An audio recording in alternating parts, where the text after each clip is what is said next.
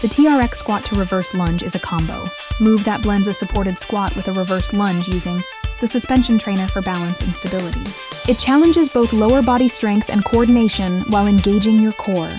How to do TRX squat to reverse lunge. 1. Starting position. Stand facing the anchor point, holding the TRX handles with palms facing each other. Feet shoulder width apart, arms slightly bent, and keep tension in the straps. Engage your core and keep chest lifted. 2. Squat. Lower into a squat by bending your knees and pushing hips back as if sitting into a chair. Keep weight evenly distributed through your heels. Go as low as comfortable, keeping chest upright. 3. Transition to reverse lunge. From the squat position, press through your heels to stand. Immediately step your right leg back into a reverse lunge, lowering until both knees are bent at 90 degrees. Keep your front knee stacked over your ankle.